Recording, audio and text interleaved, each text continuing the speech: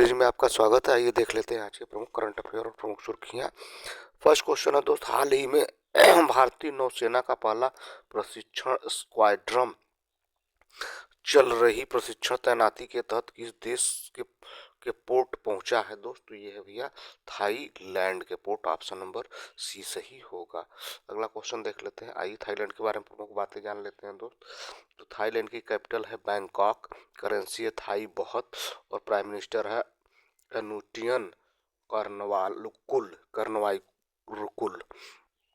अगला क्वेश्चन देख लेते हैं। हाल ही में वायली रिसर्च हीरोज पुरस्कार जीतने वाले पहले भारतीय कौन बने हैं दोस्त?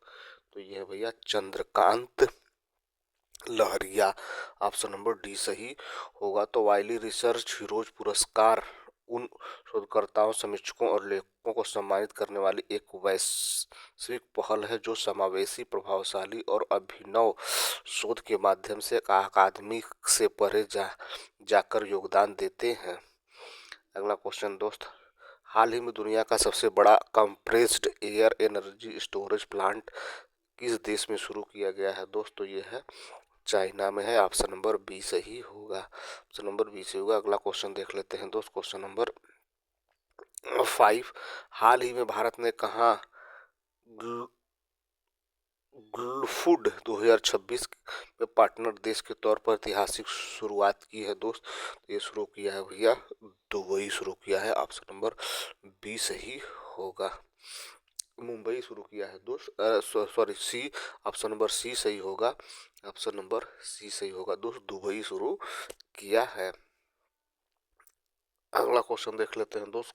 नेक्स्ट, हाल ही में यूरोप से इंपोर्टेड कारों पर टैरिफ कितने प्रतिशत तक घटेगा दोस्त? तो ये घटने वाला है भैया 10% तक। ऑप्शन नंबर सी सही होगा। तो भारत यूरोपीय संघ से आयातित कारों का शुल्क वर्तमान में 110% से घटाकर 10% करने की योजना बना रहा है। भारत ईयू पर मुक्त व्यापार समझौते को अंतिम रूप देने की दिशा में एक अहम प्रगति माना जा रहा है। अगला क्वेश्चन देख लेते हैं।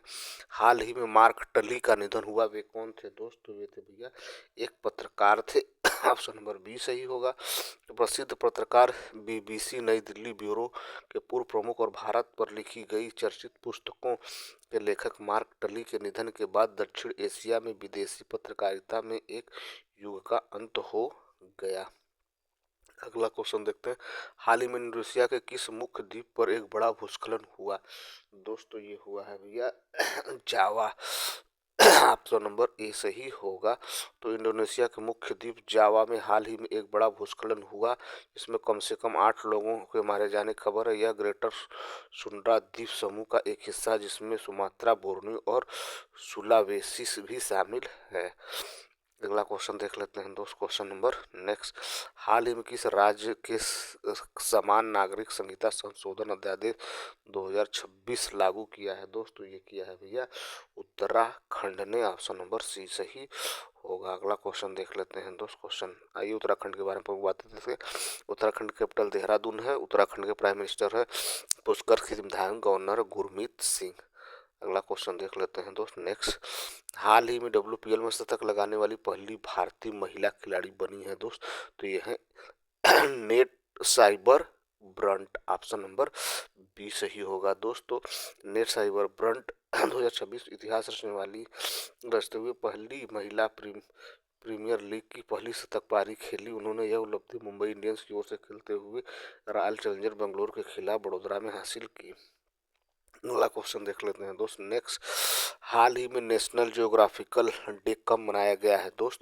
तो ये मनाया गया है भैया 27 जनवरी को।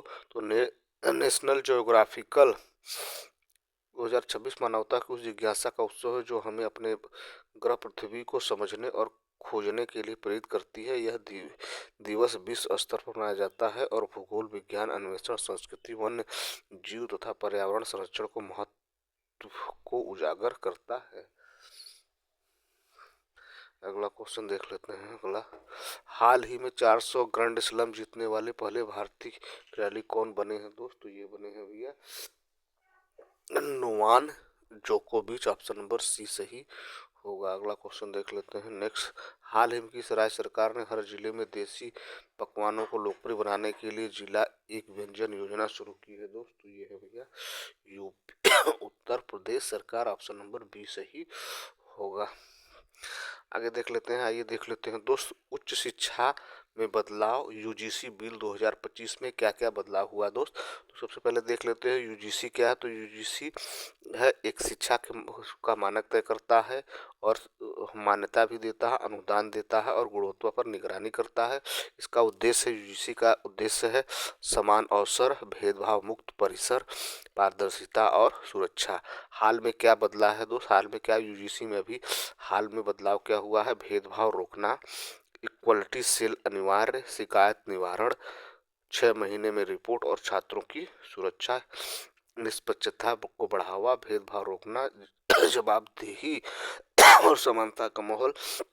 नई शिक्षा आयोग का प्रस्ताव यूजीसी एआईसीटीई एनआईसीटी को मिलना, new hire education commission act 2056 में बदलाव। विवाद क्यों चल रहा है, तो यूजीसी में विवाद क्यों चल रहा है दोस्तों, मेट को लेकर बहस, सामान्य वर्ग की चिंता, राज्यों की भूमिका पर सवाल और दुरुपयोग का डर कि जो बिल बना है उससे दुरुपयोग हो सकता है, सामान्य वर्ग के लोगों के साथ दुर्व्यवहार हो सकता है, इसका दुरुपयोग किया जा सकता है। तो ये रहा दोस्त आज के प्रमुख करंट अफेयर और प्रमुख सुर्खियाँ। Thank you so much for watching this video.